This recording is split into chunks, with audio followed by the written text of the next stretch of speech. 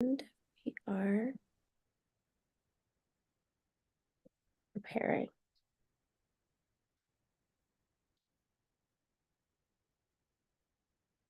Okay, and we are live. Okay. Hi, I'm Debika. I am an AI ethicist and currently the AI Ethics Program Manager here at Business School of AI. This is WeeklyWed at Business School of AI, where we have basically, I consider it like the best lunch and learn you could ever imagine. And we have people who are experts in their field and they come and talk to us about what they're working on and what they're interested in. Today, we have an amazing guest. I've been looking forward to this talk for so long. With Diya Wynn. She is the responsible AI lead for Amazon Web Services at Amazon. And she's here to talk to us about responsible AI. And just with her expertise and her background, I'm so excited to hear everything she has to say. So, Diya, please continue. Thank you. Good morning, good afternoon, and good evening, everyone, depending on what time of the world that you all are joining us from. Sorry, Diya, I have to interrupt with one logistics. Uh, Debika, you have to tell about recording and permissions, please. And it's streaming, right? You've started the streaming? Yes, if you do not want to be on camera and Thank you. do not want to hear, like, you don't want your voice recorded, this is live. So stay mute and have your camera off. We will be on camera because we're having a great conversation. Thanks so much. No problem, Sudha. And I'm super excited to be here.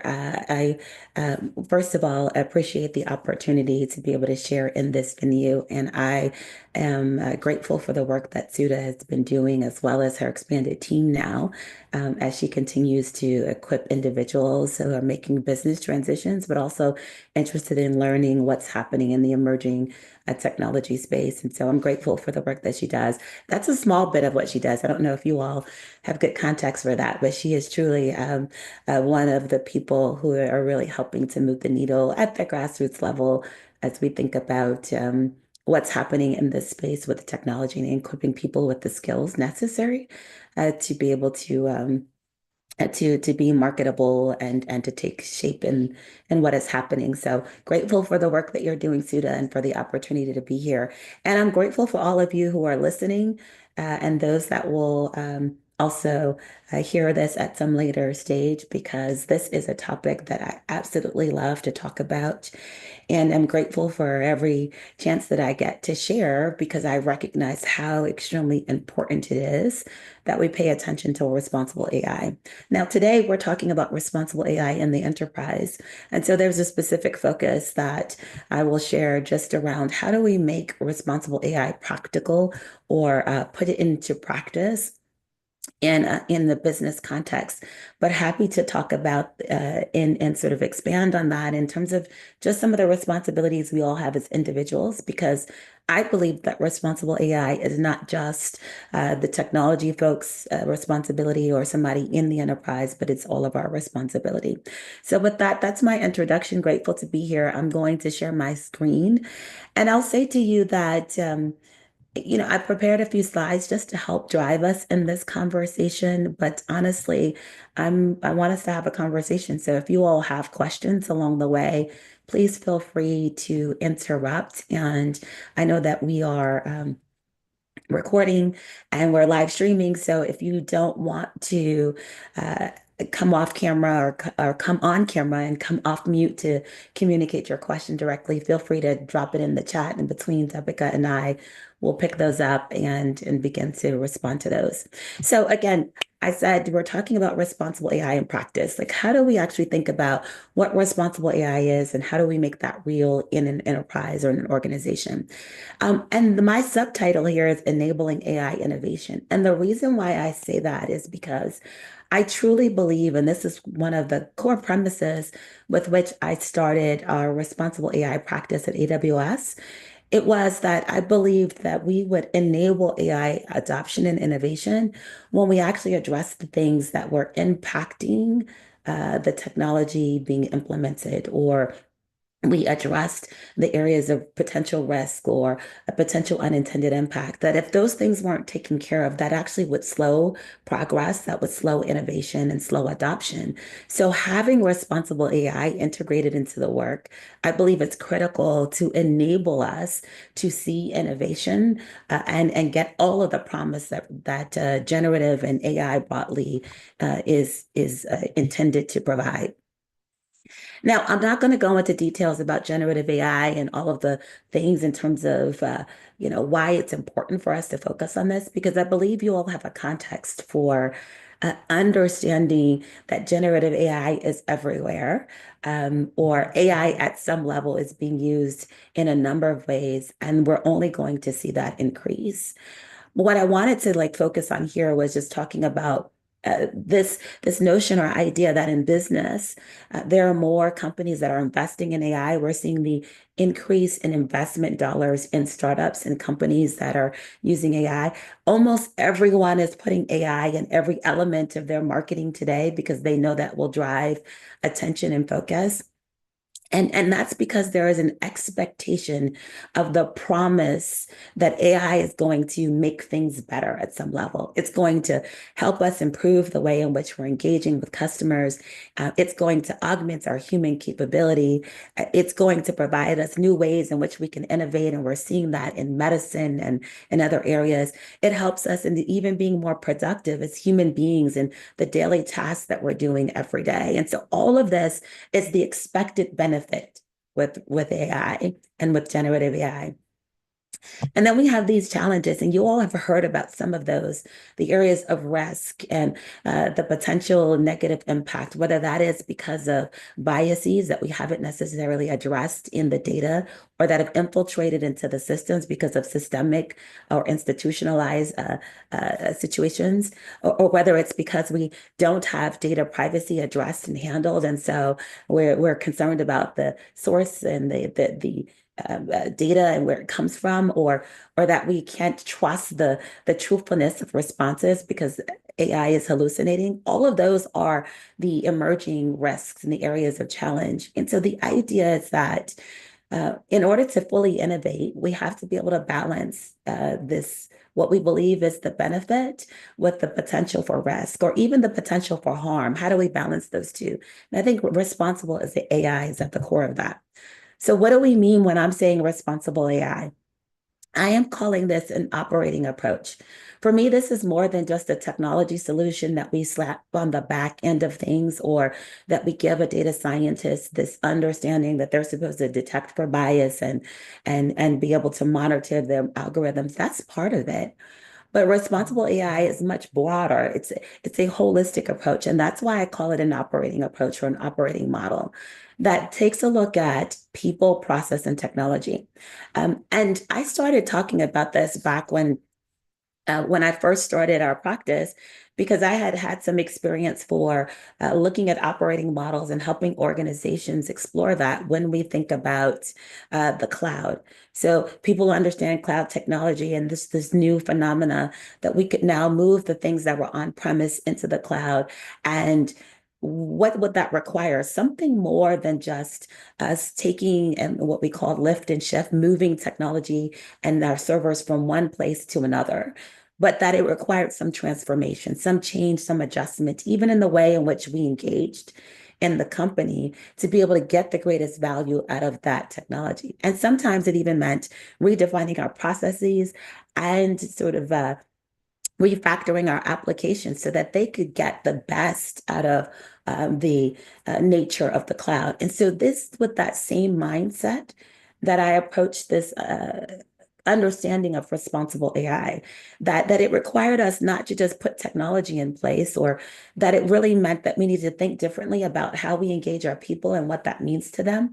What do we do differently in terms of our processes so that we could well manage the risk as well as manage the opportunity that we're seeing with the technology? And then what other tools and tech that we need to have in place to support the technology so that we can manage this living system? And I know I use the word living, so let me be careful because I'm not suggesting that AI emotes or feels in the same way that we do as living beings, but that it changes, it adjusts. And so we need to have a structure that changes and adjusts with that overall so that we could manage this. So this operating model supports us at the design and the development and operation and also the deployment of the technology so that we can reduce the risk while we maximize the benefit. And ideally, we're maximizing the benefit for all, not just for a business who is looking to optimize and gain greater efficiencies and so that they could see their cost to do business go down and their and have greater sort of revenue or profits, but that there was benefit to everyone who is impacted by the systems. Now, I often have to tell people and say there's a reason why we should invest because the reality is investing in responsible AI, there's a cost.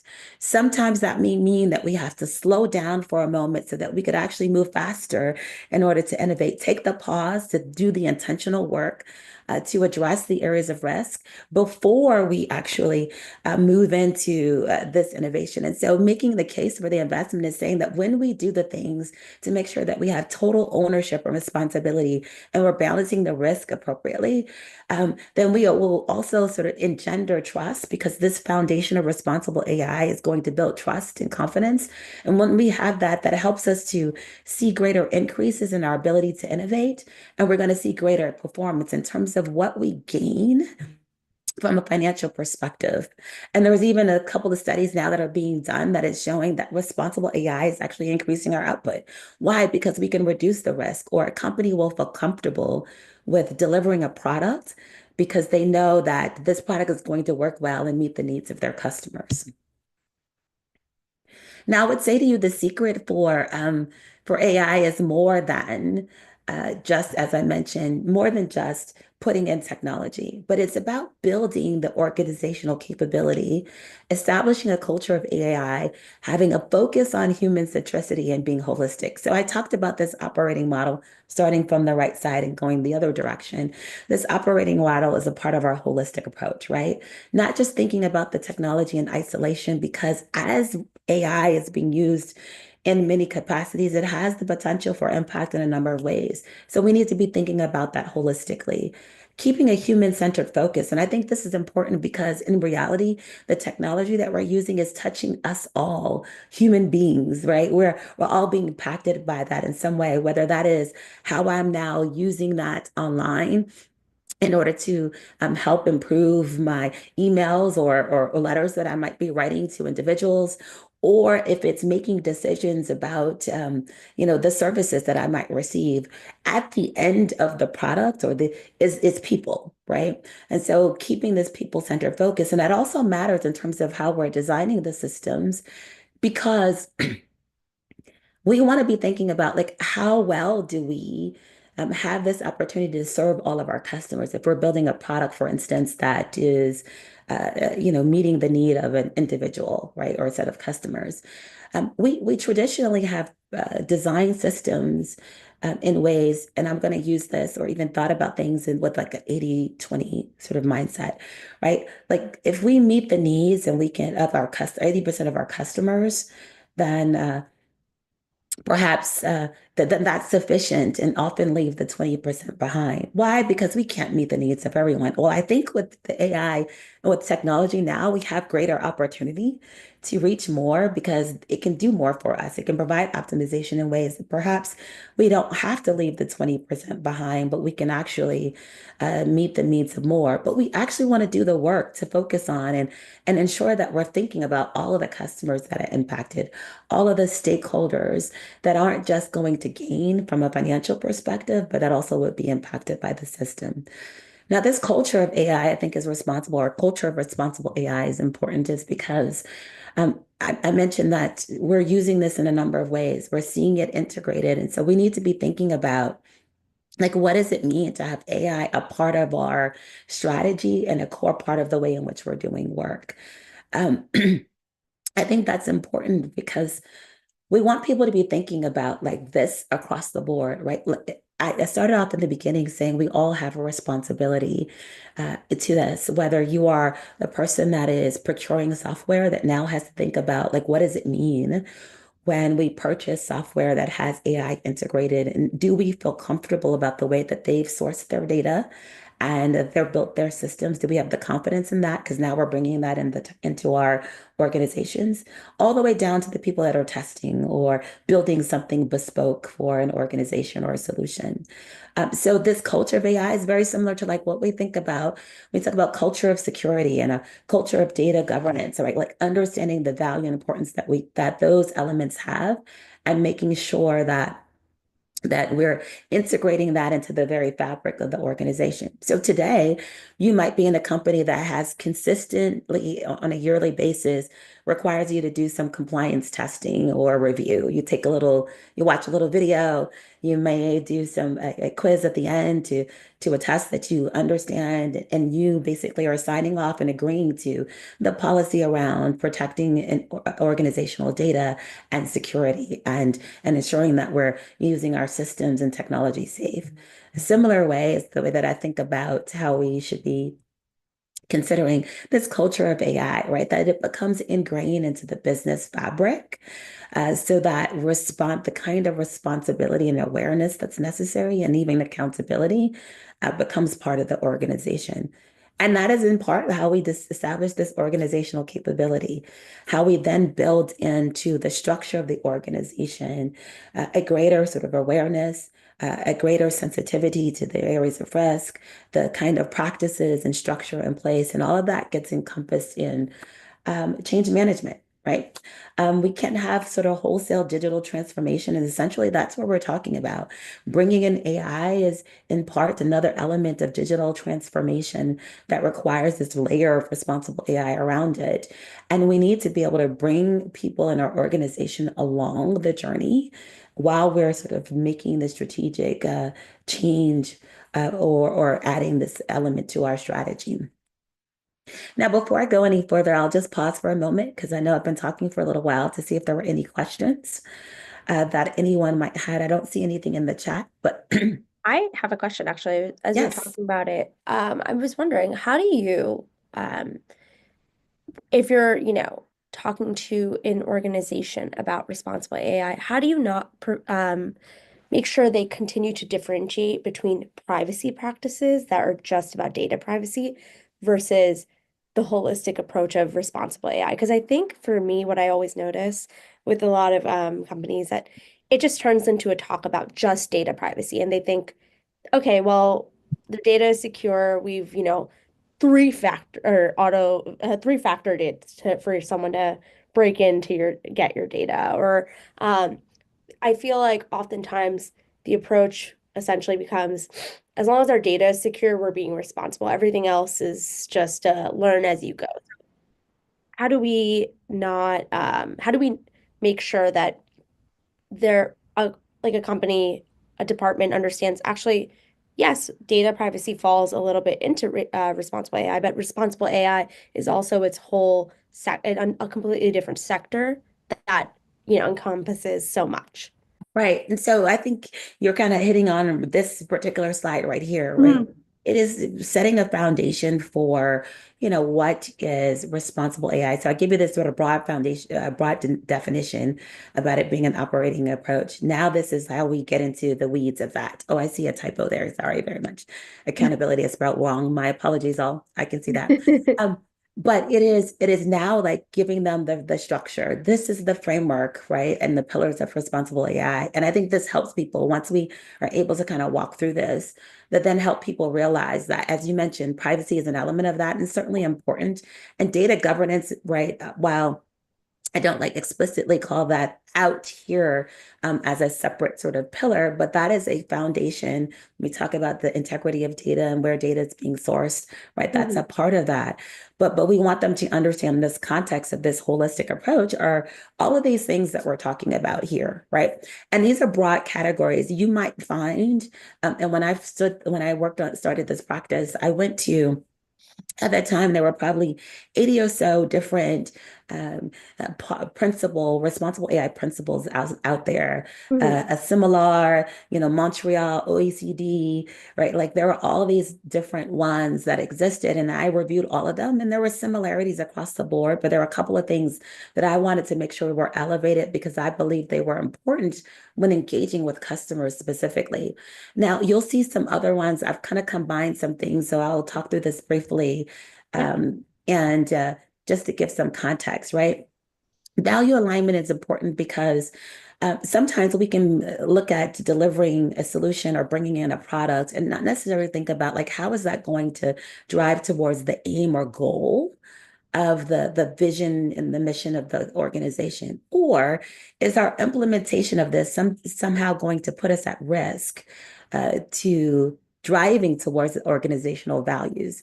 An example I've often used when I explain this is, an entity that was responsible for inmates, and they wanted to deploy AI technology in listening to inmate calls and being able to retrieve and extract some information about other potential crimes. And there was a question as to whether or not they would respond to any intelligence that they received that indicated that an inmate might be harmed, either, in conflict with someone else or harming themselves. And there was a question, well, that wasn't the intent, right? We wanted to get this intel, we won't do this. But there was an element on their website and part of their core principles that said that they valued inmate well-being. Hmm. So is the implementation of this system, while the technology might provide us some value, if we implemented it as such and only listen to the intelligence, are we staying true to our core values as an organization? Are we is that entity valuing inmate well-being if we ignore, right? And so while it sounds simple, or simple question or consideration, making sure that as we think about the deployment of technology in an organization or for our customers, is it really driving to the goals that the organization has? Well, if we have a broad sort of AI strategy, well, perhaps it does, but this is the checks and balances that we want to create while like looking at this quarter pillar and really causing people to take a moment and ask the question or evaluate this alignment there. Inclusion is important for me, and this goes back to that human-centered. This is an opportunity for us to focus on, like, are we bringing in the voice and perspective of all of the stakeholders that are impacted by the technology? And this is different than fairness, right? Because fairness is often what we talk about when we're technically looking at the systems and we want to detect for bias and we want to make sure that, the algorithms or the solution is providing the same sort of accuracy levels and outcomes consistently across any subsection or subgroup. But this is really talking about like the human-centered focus. Do we bring in the voice and perspective of all the customers and those that are impacted by the technology?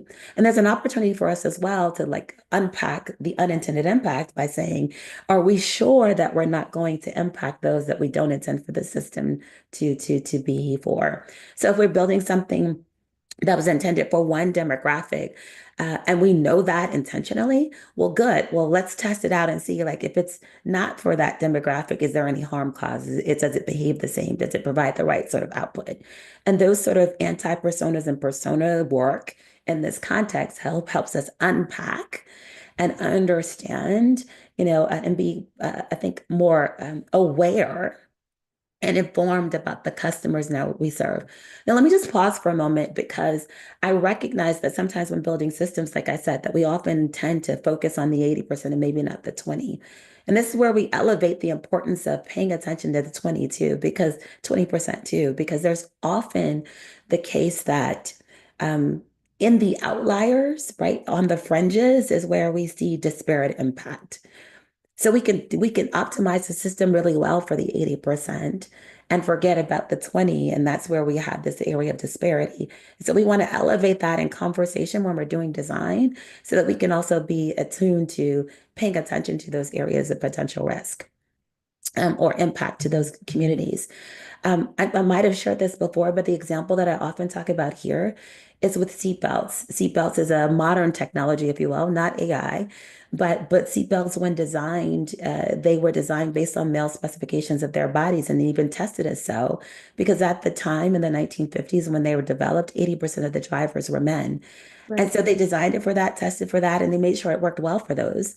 And we've seen over the number of years that that 20% that we didn't pay attention to, the 20% of the drivers that were women at the time, as well as the other stakeholders in the car, the children who weren't driving, there were negative impacts to their system. So seatbelts that were designed for good to be able to reduce vehicular accidents or the impact of vehicular accidents and reduce the number of deaths actually has had an unintended consequence of being devastating. Women have higher risk of of head injuries and whiplash and all that kind of stuff because the systems weren't designed for them.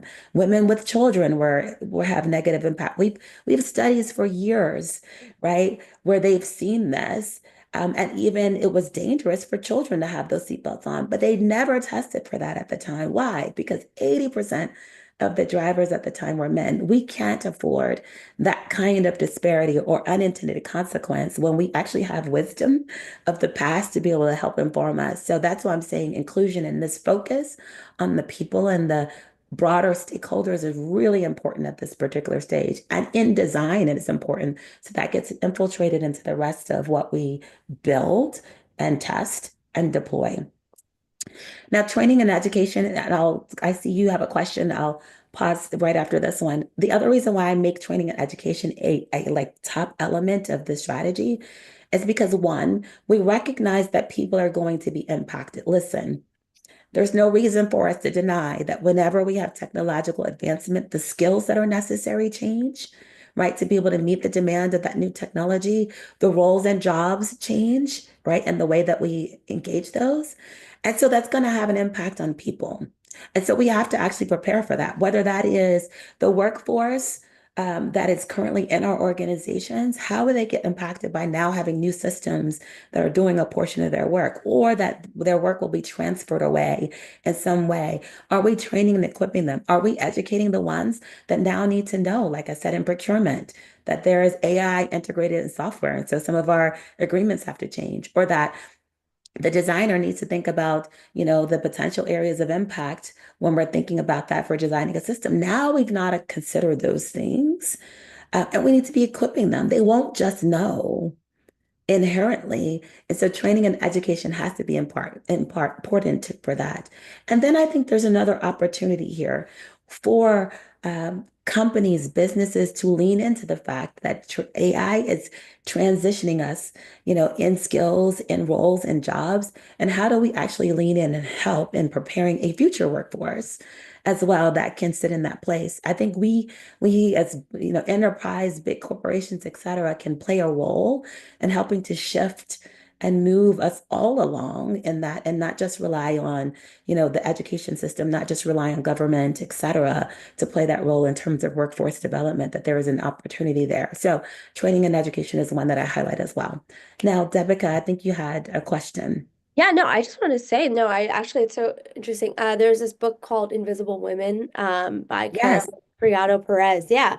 And she talks about just the car situation that you mentioned, where in your case, it's like they were the 80%, right? And so they didn't consider the 20% of the few female drivers or the children in the car. And it's interesting that you say that when you put it that way, that, yeah, they prioritize the 80. And then eventually what happens is the side that is just kind of gets ignored grows and overtakes the 80. I mean, there are more women drivers now than there are male drivers in many cases, especially if you look at the type of car that they drive. And so it's so interesting you say that even in responsible AI practices, in terms of, the way these organizations are going about buying software or that already comes integrated with AI, that they're ignoring, that they're not thinking about eventually it takes over, right? If they're not They training, may not be, educating. right?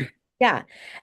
So when you put it that way, I'm just thinking about, wow, uh, it's almost like generally the way we go about ignoring other things, we're also doing in AI, but because AI is its own beast in a sense, we are not we're approaching it like humans, like, oh, we'll take care of it later. But this is moving faster than we are used to, Absolutely. That's right? why it's so important, right? That we have these kinds of conversations in these settings, but there is probably an element of responsible AI being talked about in every conference, et cetera. I think it's important because, as you mentioned, um, the Gartner and all of the industry analysts are talking about this sort of increased investment and how there's an expectation that over 79% of applications are going to have AI integrated in the next couple of years. So the Yeah. reality is it's reach and touch is happening in so many ways. And at some point we are less aware of Yeah. where it's being integrated. So we need people to be much more intentional in terms of Right. the way in which they're thinking about the design and integration of these systems into our world, our workforce, our everyday life. And so this sort of notion, right, that we pay attention to, that we think about the implications. And I often tell people that we have a lot at our disposal that we can look at, whether it's the non-modern technology like a seatbelt or like the transition from horse and buggy to automobile and all of the changes, right? Because that's another great example that I was looking at in terms of like all of the things that had to change to support the transition from a horse and buggy as a mode of transportation to an automobile, right? Infrastructure changed. Right. What we Right. did with gas and all of these kinds of things, what fuels the systems and the kind of industry. We no longer have those people. I don't even know stagecoaches that were responsible for those, right? They don't exist anymore, right? But now we have people that are like, that work on automobiles and different skills were needed, different infrastructure was needed, different fuel, approaches were needed. Like all of that changed the dynamic. And here's the other thing, the unintended consequence of that sort of advancement was now we also have pollution being created, Right. right? Less And then walkable over, city. like Yeah. what's happening in terms of when we're transportation and moving people from one location to the other, that was expanded, but it also created some, overexposure in certain areas. So the unintended consequences of that advancement, we didn't pay attention to then, but we now have that to sort of look at and say, well, what's the unintended consequence here? If we integrate it into everything, like the conversation around education and students using it, well, what does that mean then for the way in which we engage and interact? Are we going to learn the same? Will we have the skills and knowledge that we need? So we need to be much more intentional about the programming that we create, the way that we reframe education, the way that we reframe their assignments so that we make sure that they're learning in addition to having the capacity to leverage the technology that they'll work with, right? All of that, I think what we have in the past can help inform us for the future. But it is this structure that I believe is very useful to help us unpack that. And yes, like I said before, it means taking some steps back. I'm old enough to remember when we used to do like this very sort of linear approach to design. This was rational unified process, very, very long and detailed in terms of how we would look at, each element of the design or implementation process. And we would build like big, lengthy documents with all of the considerations. I'm not suggesting that we go back to that kind of mode because I Mhm. know that we need to be rapidly innovating, but there's an opportunity for us to slow down a little bit, think about these things, use some techniques for us to be able to unpack this because there's so much potential risk on the inside that we don't want to be or don't want to leave design considerations without like this intentionality so that we can make sure the systems are indeed going to be safe, secure, inclusive, and beneficial to others. I see another question here, so let me just Yeah, pose for a we do. second. Uh, One, how do these core pillars tie to how you build organizational capabilities? Yeah, so these are the core pillars exactly, right? So when I talk about building organizational capability is we start at a certain stage, understanding the maturity of the organization and think about what do they need to do in order that the organization sort of moves along this journey or moves along the maturity. Value alignment is typically, one of the core things, and that helps with bringing in sort of leadership alignment, making sure the leadership are committed to this, and then trickling down that message along. And then the other element that I think is critical to like the starting journey in terms of building capability is training and education. And then we look at different sort of techniques, different processes, different technology or programs or initiatives that would get instituted across each one of these pillars that again help us develop the capability in the organization so that they now have a structure to operate more consistently from a responsible AI perspective. It's really based on where they are in terms of maturity and what we need to drive or what we need to equip them with so that this becomes more of the way in which they build, because that's the idea.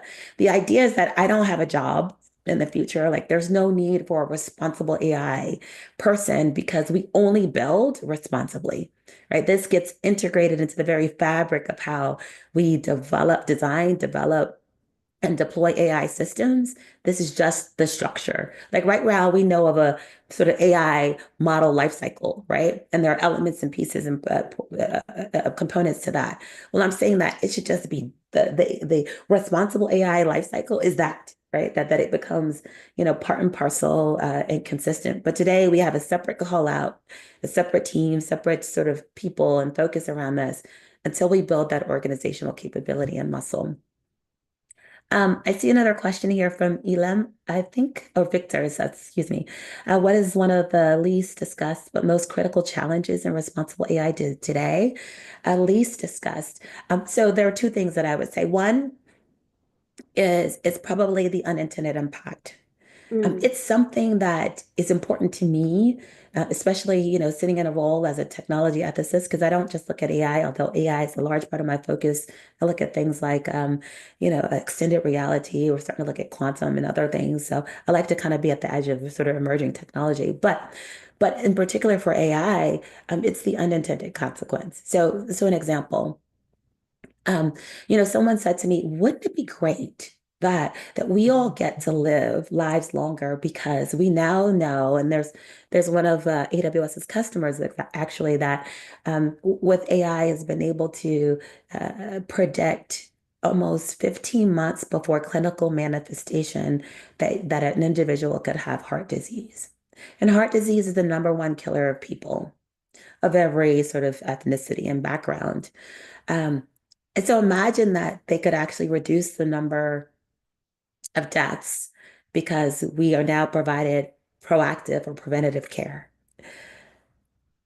The challenge with that is like, do we have, or the unintended consequences, do we have systems and structures that support us living lives for 150 years? Let's, throw out a number. Like, do we have the capacity for that? Are our systems and other sort of structures designed for that? No, in some cases they're not. Like, what would need to change if people lived forever or lived for extended periods of time? Right now, we know that we get like Social Security at a certain age, or we expect certain benefits at certain times, or whatever. Like that whole structure changes when you don't die at 80 or 90. That's an unintended consequence. Now, we could say that's very good. And I'm not saying that we don't want people to have longevity, but I think that we have to think about like the other impacts or what other changes does that mean? What other structures do we need to have? What does that mean for social and benefit systems that currently exist, right? Like that changes the dynamic of things. So unintended consequences, I believe, is one of the most critical challenges that in my mind, because we're running fast to adopt the technology because we see such promise without enough of the intentional pause to really think about what are the implications of this downstream. I just mentioned the same in education, right? It's great that everybody's like kind of using this, but people are like, are we going to be stupid later? Or are we not going to be smart? And I would say in some cases, do we know, right? Will we have the same mental capacity? Does it matter that we don't, since we'll have our own personal sort of AI, on our shoulder all the time? Maybe not. Well, what would that mean for us, right? In the same ways that we didn't we experienced this with sort of social media, right? Like, oh, I remember getting onto Facebook and I was like, it's great because my family doesn't live close like we used to. And so now I can shoot things and publish it once. And all of my family all over the world can now, or all of the US and a couple of places outside of the world, now they can see what's happening with the family, right? Oh, wonderful. We didn't know that our data was being used in the way that it was, right? That was the unintended consequence. Seeing great, like this great advantage that we now have. but not recognizing what that meant and what that's led to now that we're seeing, right? And so I think for me, that's just an example of which, but again, we have these examples that we can look to and say, are we paying enough attention? Do we need to pause? Do we need to think more about this? What can we do?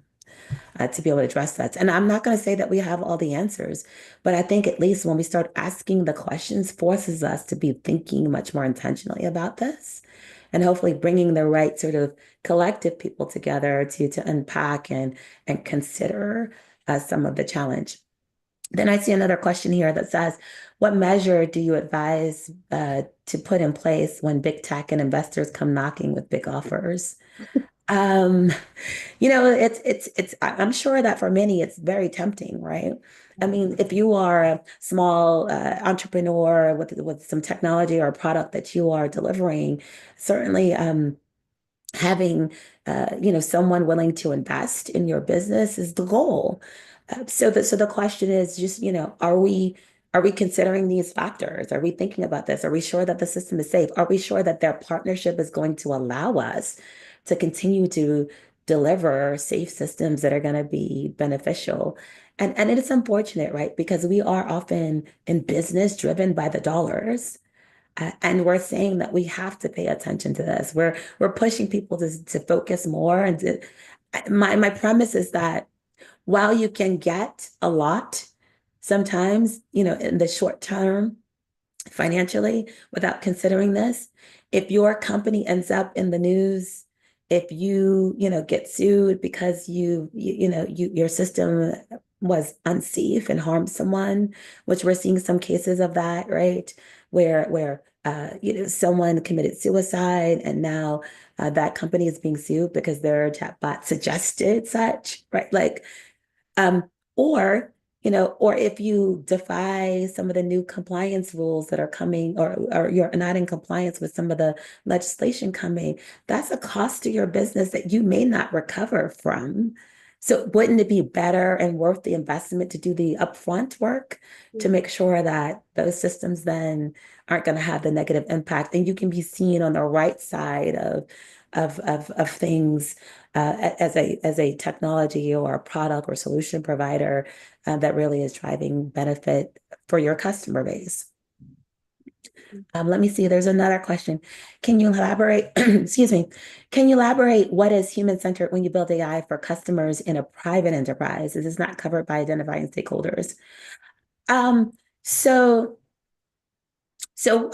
human-centered, what I'm saying that is that, so customers, yes, not every system is going to be directly for a customer, right? So if I am optimizing some internal processes, perhaps that is AI working to, optimize routes for, let's say, like supply chain, et cetera, right? And to drive some greater efficiencies in terms of our inventory management, et cetera, right? Those, you don't see that directly as being human impacting, but in reality they are, because an optimized routes that takes people through a community that doesn't have infrastructure to support trucks going through that area then impacts an end customer or a human. So they are a stakeholder, right? That community that now gets that truck driven through, or now whose route is on a throughway, right? Like, so that's what I mean by all of the stakeholders and sort of the keeping focus that a customer and a human, a person, is really at the end of some of those systems, even though they may not be the direct stakeholder or the direct customer of them, because it's an internal sort of inner working. So that's what I meant by that. And yes, when we look at identifying all stakeholders, uh, but oftentimes we don't do that with like route optimization or some of the inventory stuff, right? We may not dig into that because we think about those as internal processes and systems and not necessarily having the sort of end customer impact. The next question is, how do we advocate for responsible AI in a corporate setting? The pressure to reduce costs is, yeah. The pressure to reduce costs is usually high, and in critical situations, management often prefers the quick and most cost-efficient approach, which is rarely the most ethical. Have you ever had to defend ethics in a tough meeting? If so, how to do it? So I'll give you this example. When I first started the practice, it was called AI ethics. And we ended up having to make a pivot to responsible AI first because there was a little bit of a visceral reaction from individuals. So this was in 2020, so recognize sort of difference in time, difference in conversation as well. But but people were sort of viscerally responding to like the word ethics. What does that mean? What are you trying to imply? Are we not moral? Right. And we're like, well, that's not what we're really saying. We want you to sort of unpack and consider all of these things. So I was able to pivot the word to responsible AI. And some people say, well, why would you do that? That's like watering down our conversation or whatever. And I said, no, if it helps to get me a seat at the table, then I don't care what the word is called. The objective is still the same. And so sometimes you have to meet people where they are and understand the audience with which you're talking to. The other thing was that I changed the sort of our core first call deck with our customers to enabling responsible AI adoption or innovation. Why? Because some of the things they didn't want to necessarily hear, but they cared about the dollars. And if I could show them that focusing on these things would actually help them scale, and with scale, then that means that we could see increased revenue and increased opportunity to innovation, then they were much more amenable to have this conversation of like, what do we need to do to address those things? And then deal with the balance in terms of the cost. So some of it again is meeting them where they are. I may not use the same terms in every conversation, understanding the customer and what their demands are, but understand what's valuable to that stakeholder.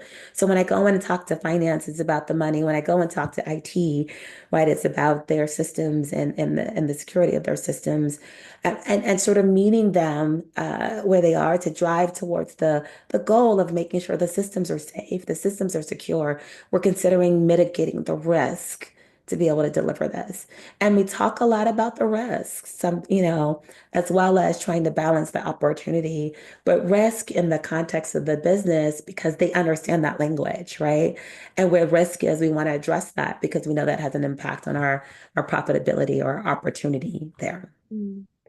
I just want to say, I from what I'm really taking away from this, honestly, is that we are at this like pinnacle moment in AI where we either have the choice to, you know, learn from our past regarding most of technology and the mistakes we've made regarding any sort of innovation, right? Like what you're talking about with cars, infrastructure, and the push that it was a holistic, it's like what you're talking about, the holistic approach.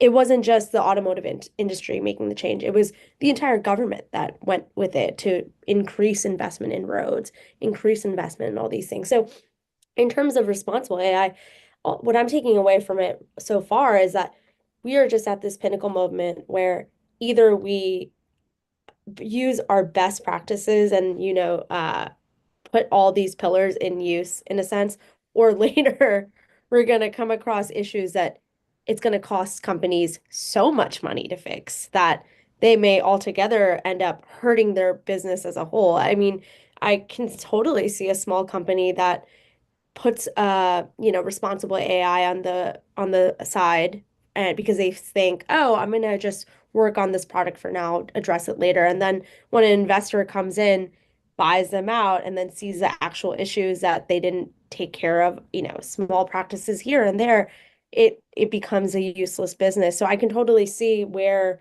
you know, where what you are emphasizing in that we are just if we don't learn from our past with a lot of this we are in for an interesting ride in the future regarding responsible AI.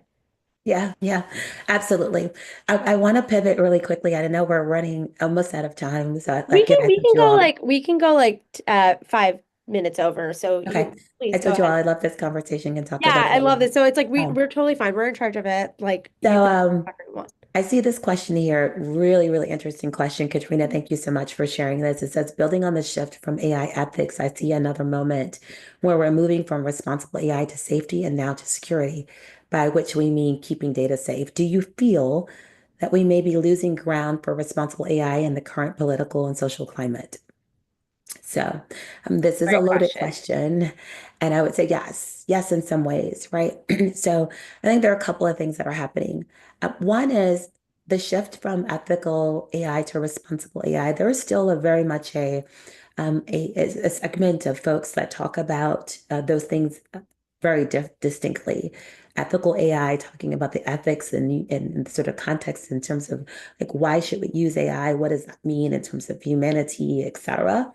And oftentimes you don't get to that degree or that sort of philosophical element of things when you are dealing with business, right, in corporate and in the enterprise. So that notion of AI ethics is still around because you're hearing about the existential dread and what does that mean to humanity? There's still a lot of discourse about that. But that's less so in the corporate setting or in the enterprise, right? We're talking about building safe, secure systems for business. So slightly different nuance there. Now, this move to sort of safety, I think is important, right? Because we do want the systems to be safe, and we're seeing some elements of that. You see that as one of my core sort of areas of focus and pillars. I don't exclude from that because, a customer that is dealing with children, for instance, wants to make sure their systems are safe, or even internally, the way that you might have your employees engaged with the system, you want to make sure that the data, et cetera, is safe. So I think that's a key element of that. Um, but this shift towards security is distinct, right? Because it is a narrowing of the focus. And oftentimes when we talk about security, we're talking about like access, right? Security of the data, right? Very, very focused on sort of data and the elements of the system being secure. In the context of this administration, also that it would mean that nefarious individuals didn't have access to it, cybersecurity sort of considerations, and people from other nations that they, would deem adversarial don't have access to the infrastructure and data, right? It's very limiting. So their position or some of the discourse has been that some of these elements we're talking about, it's going to slow innovation. And I'm saying it's a necessary pause or a necessary slow down to make sure that we're building systems that are not impactful. And the current climate is shifting a little bit away from that with innovation at mind at all cost. And there is a cost to innovation first at all cost that I think is not being considered enough. The one thing that I would say to you is that I believe, and this is my hope, I just said this in another conversation earlier today. One is that people have seen some of the areas of risk and concerns around AI, right? So for instance, like it's hallucinations. Well, can I trust the system? Am I going to be comfortable with deploying this for my customers if I can't trust what the output is? So they're going to have to focus on like ensuring that we can reduce the field of vision and making sure that we can, have human in the loop and the kind of reinforcement learning, et cetera, to be able to reduce hallucinations and use our own data sources, et cetera, to be able to provide, grounding and ground truth for those systems, right? That's important. And so that's an element of the safety and of the system that they're going to have to focus on in order to deliver. Um, Sorry, Diya, can you stop sharing your screen so we can see you? Oh yeah, sorry. Sorry. Um, they're also going to have to they're also going to have to think about like, transparency and accountability because those are now standards and through lines that are happening, being driven by some of the standards like ISO 27,001, I think it is, ISO standards that are being evolved, and then as well as some of what we're seeing in regulation. So we have this interest for people to be able to deploy, but want to have this comfort and trust in the systems. And they're gonna pause if they don't have that, right? I'm seeing that with some customers today. So they're going to deal with some elements of this. But we also have some regulation that's happened driven by the EU and other things. Colorado and some other states are also deploying legislation that's going to require it. So even though we don't have it at the highest level in terms of federal and a broad sort of drive around the administration, my hope is that businesses won't advert and avoid the opportunity to focus on these things to make sure their systems and their products are actually going to work well for their customers. There is a good business case for designing well and designing responsibility to serve your customers well. And I'm hoping that they remain focused on that, irrespective of the shift and the deprioritization of some elements of responsible AI with the shift to AI safety. I'll answer this one last question. Application security would be the technical design, and the responsible AI would be a part of design thinking and product design. Yes. I don't narrow responsible AI just to design thinking and product design, but I do absolutely believe that responsible AI starts in design, right? That is the starting point for those considerations. And I think we need to be considering that throughout the life cycle. So I think there was only one other slide that I wanted to share with you all. And it was really just to say that I believe that responsible AI is a journey. Um, we first have to start with building awareness. And some of that helped with the advent of generative AI in the form of a chatbot and chat interfaces. People are getting their hands on it. And so people have increased awareness about some of the challenges and risks around this. And there's more in the public discourse around some of the challenges. So I think building awareness, but building it internally as well, and building that momentum is critical. The second part of that is then like establishing the foundations. Education has to be a part of that, right? Making sure that we have the kind of leadership alignment that's necessary to help drive the support for the safety and security of the systems that we're building and leveraging AI and using in the organization.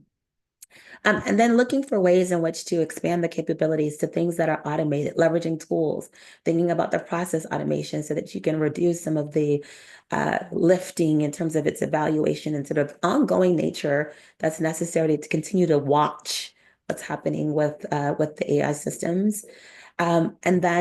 And then the next sort of stage, I believe, is like really having this integrated into the core way in which we're delivering. But all of that is a journey. And along the way, you may have less trust, but the intent is to continue to build trust in you or your organization in terms of what they're building. But I think it also helps build trust in the industry as well and in the technology. So that's what I wanted to offer you in terms of how we start to shift the landscape and think about how we operationalize the kinds of things we need to focus on to bringing in responsible AI into an enterprise and hopefully helping to scale our use and innovation in AI. This was amazing. Yeah, no, I agree. Like, I mean, everything you've spoken about, I'm thinking about it in the sense of how exactly the way you're saying in practice. And it almost seems like a lot of these companies, if we can find a way, regardless of the size of the organization, if we can find a way to integrate this into the cost projection of the business itself, it would be exactly as serious as every other part of the business. There is some work and talks in terms of looking at them. There's a couple of recent studies that have come out looking at the ROI for Yeah, responsible AI.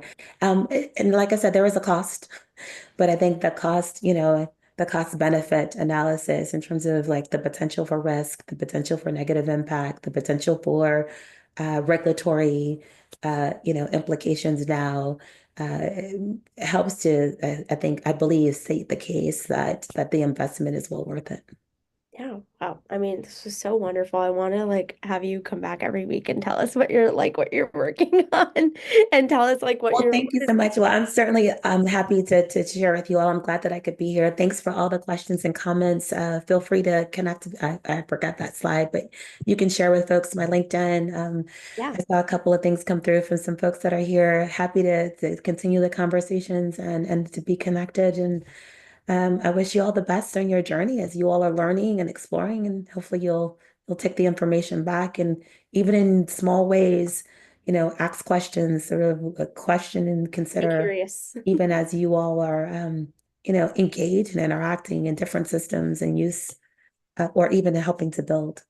Yeah, thank you so much. We also like if you would like to learn more about Thea, we're going to share her LinkedIn on our Slack community. Thank you so much to LM, our social media intern who's been putting all the posts out. Thea, thank you so much for being here. Yes, yeah. We're going to talk more about responsible AI here on Sula Live on Friday. And Thea, please, if you just have a topic you want to come back and talk to us about because it's just picking at your brain that you just need to get out, please think of us as the people to come talk to because we're always here to learn and listen and ask questions. So thank you so much for being here. Thank you. Thank you again. Take care, everyone. Bye now.